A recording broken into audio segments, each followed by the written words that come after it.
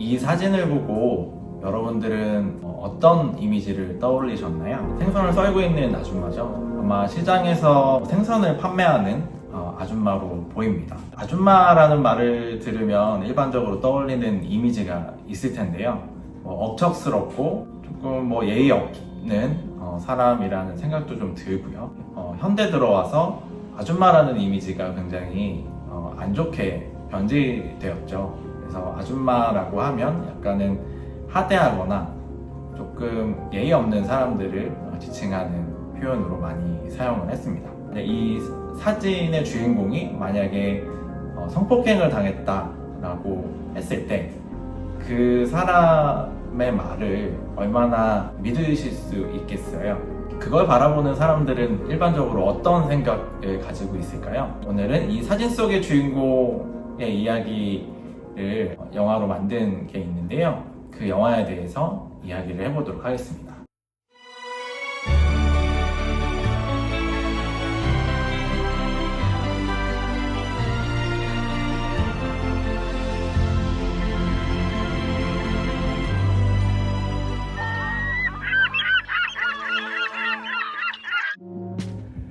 안녕하세요, 레빗꾸미입니다.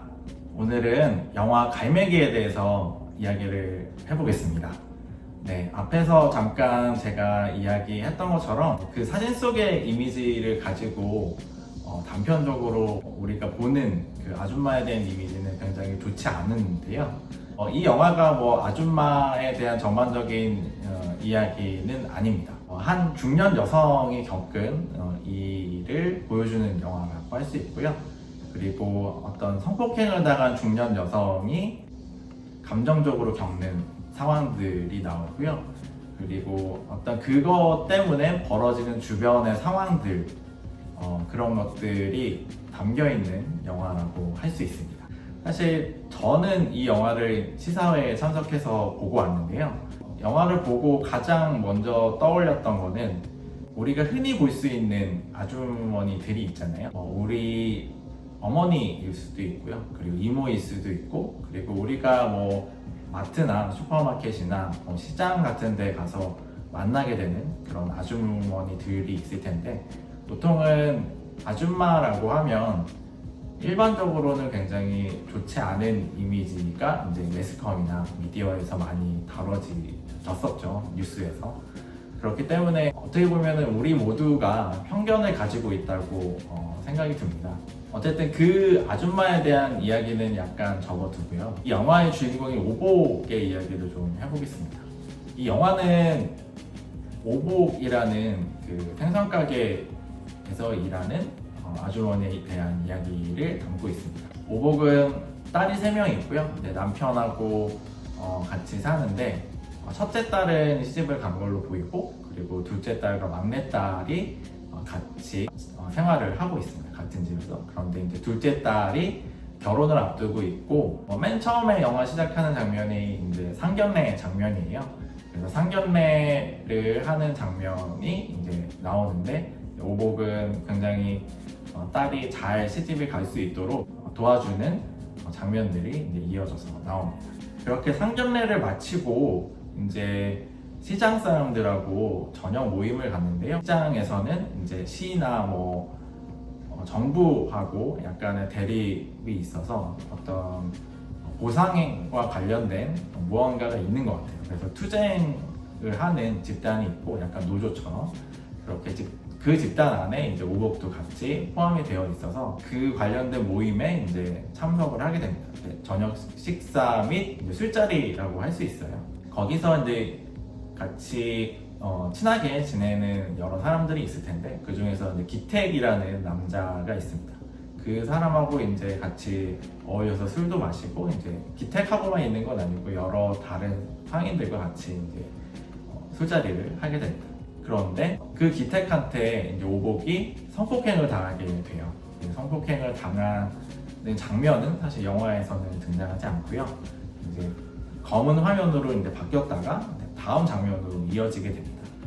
그러면 이제 다음 날이 됐고, 그다음에 오복이 안 좋은 표정으로 이제 목욕탕에서 이제 빨래를 하고 있는 게 나와요. 빨래에는 피가 묻어 있고요. 이제 그런 오복의 표정이나 그리고 옷을 봤을 때, 옷에 묻은 피를 봤을 때 대부분은 다 알 수 있죠. 뭔가가 일이 있었고 그게 아마도 성적인 부분에 대한 폭력인 것 같다라는 추측을 다 할 수 있을 텐데요.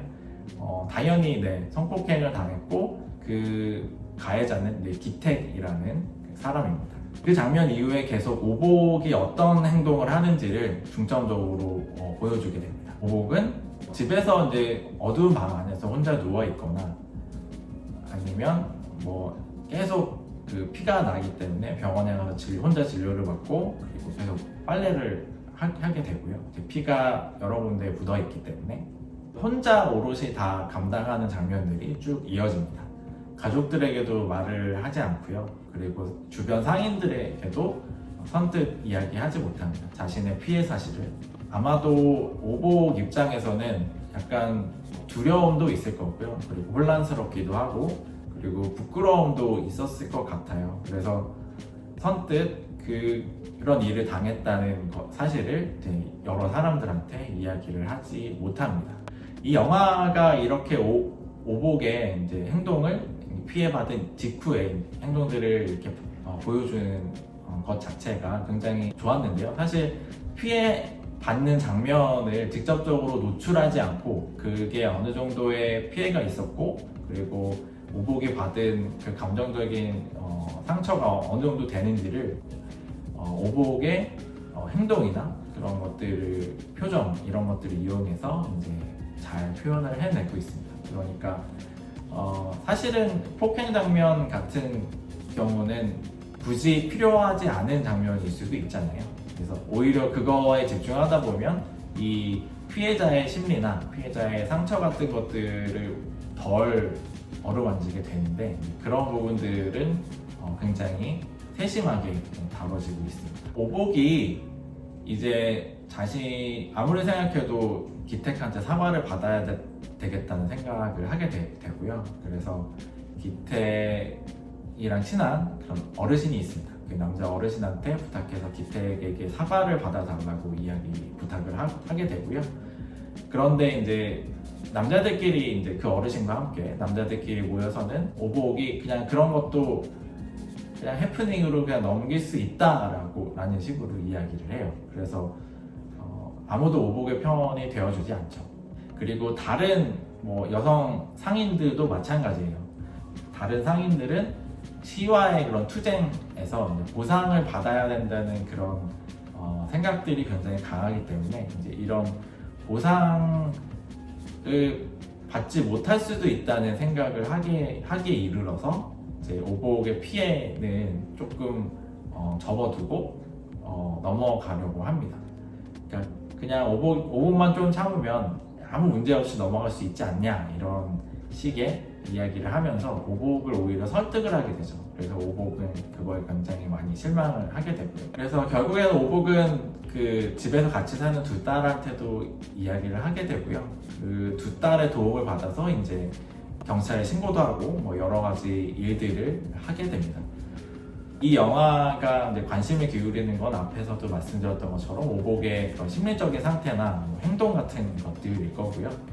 그걸 봄으로써 오복이 어떤 길을 가고 있는지 그리고 어떤 길을 가야 하는지를 영화적으로 보여준다고 할 수 있습니다. 영화에서 굉장히 좋은 부분은 오복이 이제 증거가 없기 때문에 이제 증언을 받기 위해서 같이 일하는 상인들을 찾아가서 이제 설득하는 장면이 있습니다. 사실 그 장면이 오복이 크게 말을 잘하거나 그렇진 않지만 약간은 소원한 상인들과도 만나서 뭔가 좀 도움을 달라고 이제 요청을 합니다. 조금 힘든 부분은 있지만 그래도 포기하지 않고 모든 사람에게 다 그런 증언을 부탁을 하죠.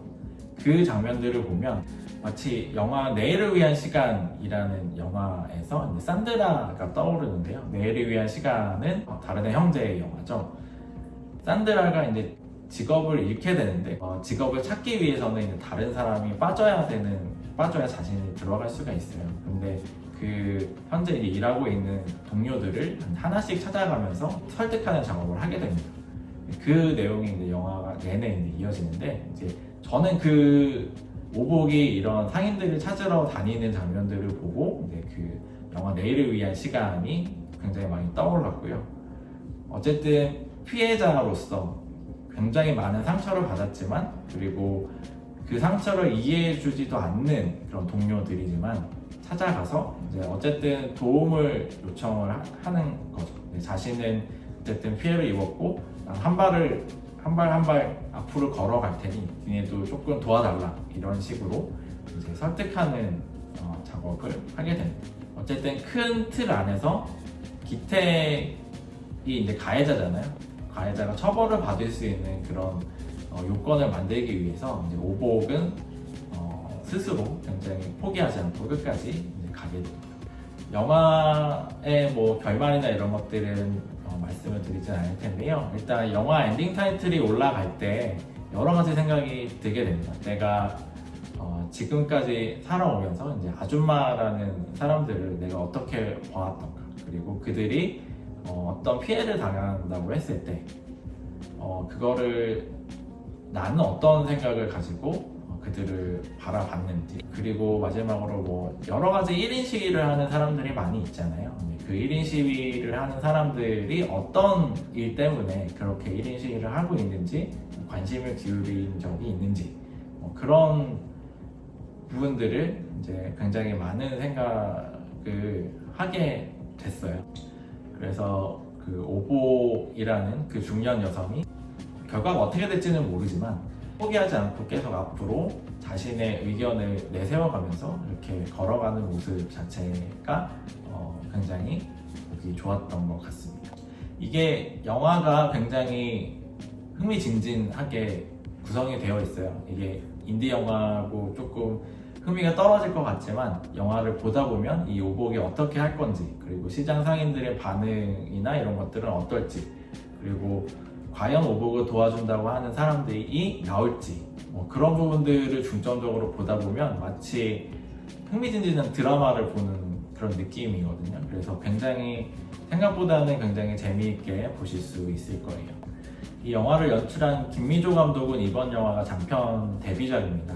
지난 20일에 전주국제영화제에서 대상을 공동수상하기도 했고요. 그래서 작품성은 어느 정도 굉장히 인정을 받은 영화고요. 그리고 오복 역을 맡은 정애화 배우도 이번이 첫 주연작이에요. 근데 굉장히 연기가 좋거든요. 그래서 오복이 주인공이고 오복의 모든 행동이나 표정들이 굉장히 중요한 영화이기 때문에 이 연기 자체가 굉장히 어렵고 중요했을 텐데 굉장히 잘 소화를 하셔서 그 오복의 그런 감정들이 관객에게도 그대로 잘 전달이 된 것 같습니다. 네, 관심 있으신 분들은 극장에 가서 한번 보시면 좋을 것 같고요. 오늘은 여기까지 하도록 하겠습니다. 다음에 또 다른 영화로 또 말씀드리도록 하겠습니다. 제 레빗꾸미 채널 구독과 좋아요 부탁드리고요. 제 브런치에 오셔서 영화 리뷰들도 읽어주시면 감사하겠습니다. 감사합니다.